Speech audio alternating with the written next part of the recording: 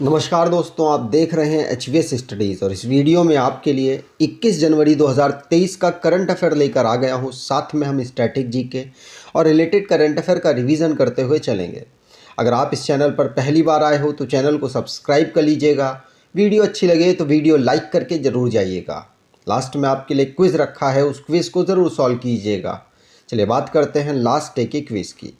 Last day आपसे question पूछा गया था, Who has been appointed as the deputy NSA of India.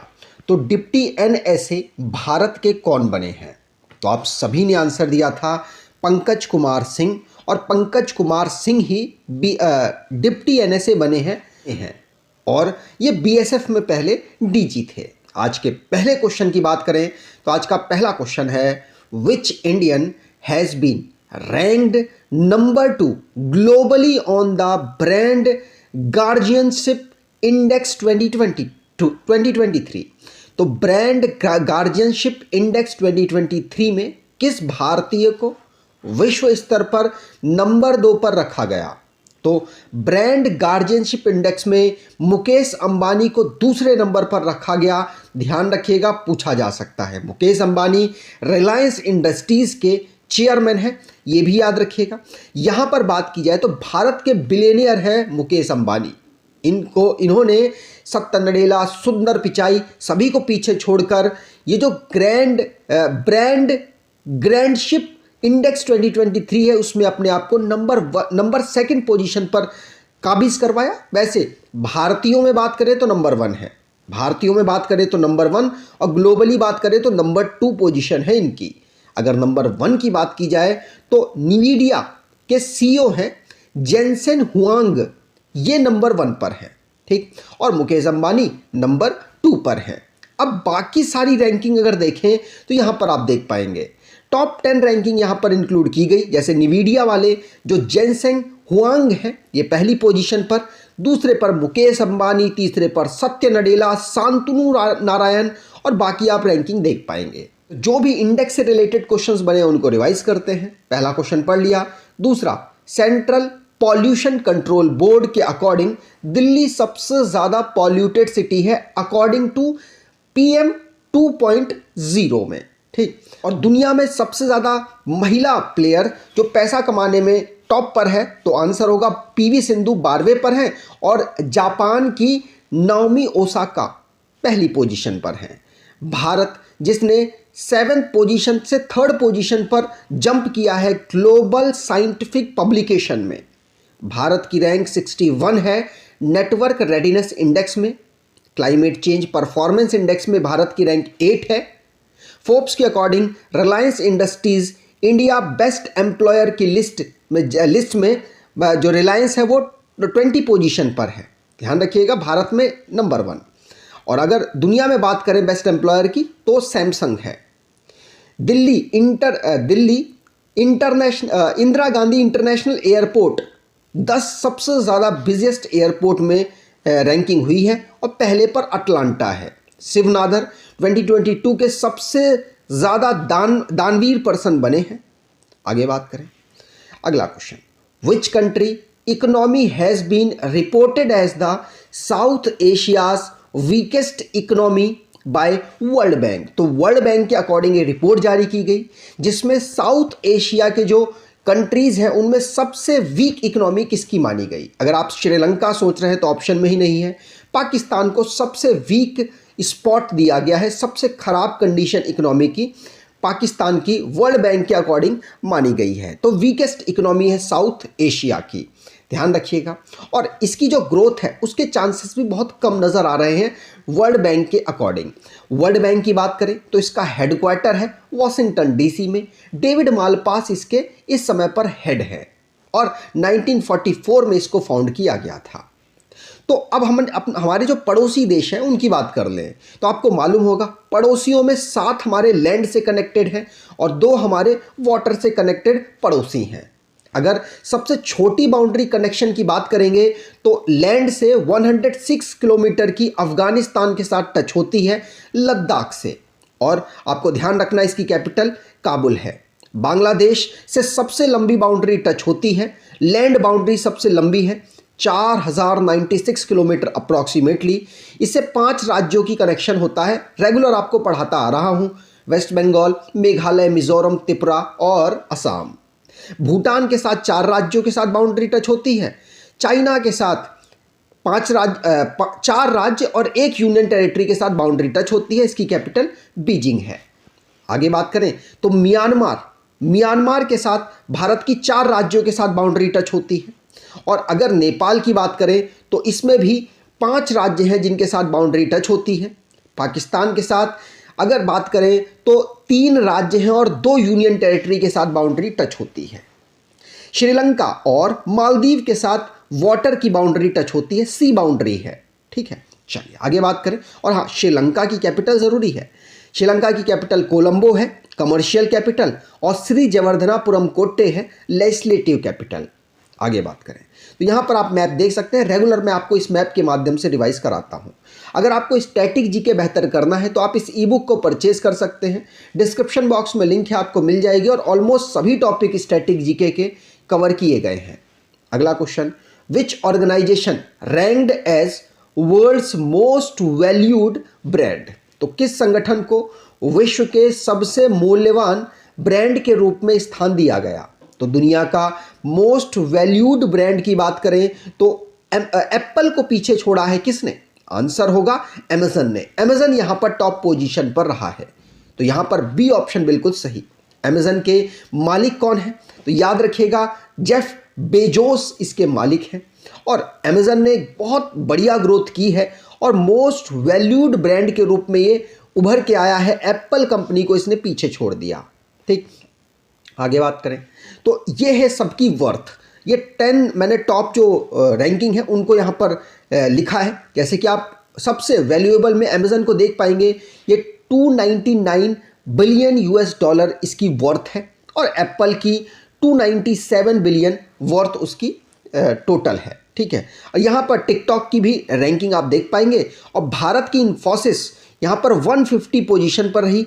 Last जो रैंक है वो 158 थी। तो आप देख सकते हैं 150 पोजीशन पर इन्फोसिस रही है वैल्यूएबल रैंकिंग में। अगला question, India and which country आर्मीज cyclone 1 is being conducted. तो साइक्लोन 1 का मतलब पहली बार इसको ऑर्गेनाइज कराया जा रहा है। तो भारत और किन देशों की सेनाओं के बीच में चक्रवात 1 जो एक्सरसाइज है वो चल रही है? आंसर, भारत और इजिप्ट की जो आर्मीज हैं उनके बीच में ये एक्सरसाइज चल रही है।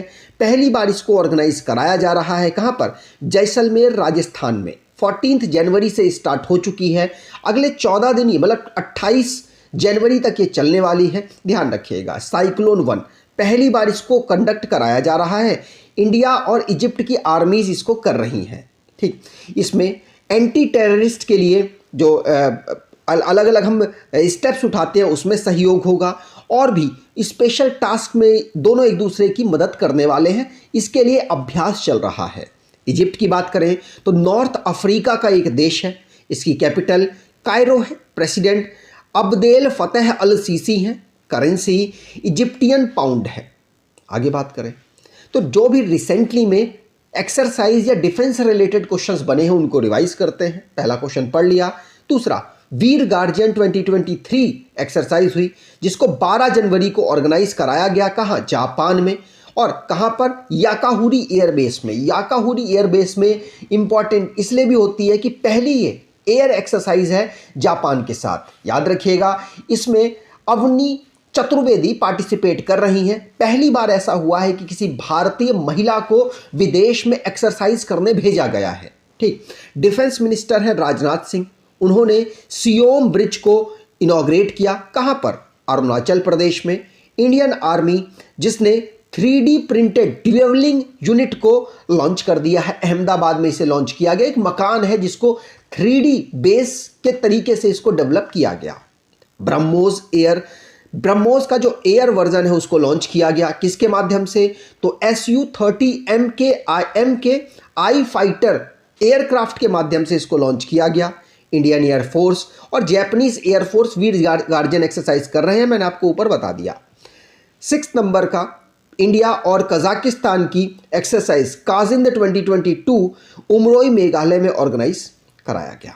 आगे बात करें अगला question, which Indian born British man won the British of the city of London award. तो माफ कीजिएगा, freedom of the city of London award.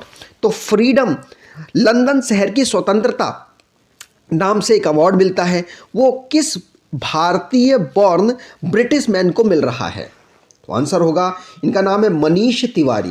ध्यान रखिएगा, मनीष तिवारी को, जो कि भारत में जन्मे थे, अब ब्रिटेन में रहते हैं, इनको the freedom of the city of London award मिल रहा है। लंदन की बात, अगर यूके की बात करें तो उसकी कैपिटल है लंदन। ऋषि सुनक यहाँ के प्राइम मिनिस्टर हैं। पाउंड स्टर्लिन यहाँ की करेंसी है, ध्यान रखेंगे। आगे बात करें अगला question, who has been appointed as the director of National Health Authority. तो राष्ट्रीय स्वास्थ्य प्राधिकरण के निदेशक के रूप में किसे नियुक्त किया गया? आंसर होगा प्रवीण शर्मा। प्रवीण शर्मा को नेशनल हेल्थ अथॉरिटी में डायरेक्टर के रूप में अपॉइंट किया गया, जो हमारी हेल्थ मिनिस्ट्री है उसके द्वारा अपॉइंट किया गया है। मिनिस्ट्री ऑफ हेल्थ और फैमिली वेलफेयर इस समय पर कौन संभाल रहे हैं? तो आपको पता होना चाहिए, मनसुख मंडाविया जी। उनके द्वारा जो नेशनल हेल्थ अथॉरिटी है उसमें डायरेक्टर प्रवीण शर्मा जी को अपॉइंट किया गया है। ठीक, चलिए आगे बात करें। अब जो भी रिसेंटली में अपॉइंटमेंट से रिलेटेड क्वेश्चंस बने हैं उनको रिवाइज करते हैं। पहला क्वेश्चन पढ़ लिया। दूसरा, पंकज कुमार सिंह डिप्टी NSA बने हैं। सौरभी झकमोला पहली वुमेन ऑफिसर है जिनको BRO के माध्यम से फॉरेन प्रोजेक्ट के लिए भेजा गया। कहाँ पर भेजा गया? भूटान में भेजा गया। मनप्रीत मोनिका सिंह ये पहली सिख फीमेल बनी है जज, कहाँ पर? US में। तो फायर एंड फ्यूरी कॉर्प्स के ऑफिसर हैं कैप्टन शिवा चौहान, पहली वुमेन ऑफिसर है जिनको सियाचिन में डिप्लॉय किया गया। प्रवीण कुमार श्रीवास्तव जिनको acting CVC central vigilance commissioner बनाया गया। अनिल कुमार लाहौटी रेलवे बोर्ड के CEO बने हैं और चेयरमैन बने हैं। मेघना Ahlawat table tennis federation of India के प्रेसिडेंट बने हैं। उत्तर प्रदेश की IPS ऑफिसर लक्ष्मी सिंह को बनाया गया है नोएडा में पुलिस कमिश्नर, नोएडा में पुलिस का चीफ। आगे बात करें अगला question, Varuna is a bilateral naval exercise between India and which country. तो वरुण एक्सरसाइज किसके बीच में होती है? ये नेवल एक्सरसाइज है। तो आंसर है ये फ्रांस के बीच में, भारत और इंडिया के बीच में हुई है और ये वेस्टर्न सीबोर्ड में हुई है। वेस्टर्न सीबोर्ड का मतलब कि जो अमेरिका है, अमेरिका का ये जो प्रशांत महासागर पैसिफिक रीजन है, वहाँ पर इसको ऑर्गेनाइज कराया गया। इसको पहली बार 1993 से किया जा रहा है और उसका ये जो नाम है वरुणा, ये 2001 में दिया गया। आगे बात करें अगला question, which aircraft won the NASA awards for greener more fuel efficient aircraft of the future. तो किस विमान के भविष्य के हरित अधिक ईंधन कुशल विमान के लिए नासा पुरस्कार जीता है? तो किस कंपनी के जो एक विमान है उसको ये अवार्ड मिला है कि आगे चल के ग्रीनरी की तरफ काम कर रहा है? आंसर होगा ये बोइंग का जो एयरक्राफ्ट है उसने यहाँ पर ये जीता है नासा का अवार्ड, ध्यान रखिएगा। ठीक, चलिए आगे बात करें अगला question, which company signed an MOU with which ministry of new and renewable energy for setting the annual performance target for the year 2022-2023। तो 2022 और 2023 के लिए जो ministry of new and renewable energy वाली है उसके द्वारा किसके साथ MOU साइन किया गया है? आंसर होगा ये साइन किया गया है Indian renewable energy development agency limited के बीच में। तो ध्यान रखिएगा, जो हमारी रिन्यूएबल एनर्जी है उसने साइन किया है Indian renewable energy development agency मतलब इरेडा के साथ। और आगे चल के जो हमारा फिस्कल ईयर 2022-2023 है उसमें कोशिश की जाएगी कि जो हमारे जो ग्रीन एनर्जी से रिलेटेड परफॉर्मेंस है उसको और बेहतर किया जा सके। ठीक है, और साथ साथ वहाँ से कुछ अर्निंग प्राप्त की जा सके। ठीक, चलिए आगे बात करें आज के क्विज की। तो who is the youngest batsman to hit double century in one day international cricket? तो वनडे के इंटरनेशनल क्रिकेट में कौन से प्लेयर ऐसे बने हैं जो कि यंगेस्ट हैं और 200 रन इन्होंने बना दिए? कमेंट बॉक्स में डिटेल में आंसर दीजिएगा। अगर आपको ये वीडियो अच्छी लगी है तो आपसे अनुरोध करूंगा वीडियो को लाइक कर दीजिएगा, चैनल को सब्सक्राइब कर लीजिएगा और एटलीस्ट अपने कुछ दोस्तों तक वीडियो को शेयर ज़रूर कीजिएगा। धन्यवाद।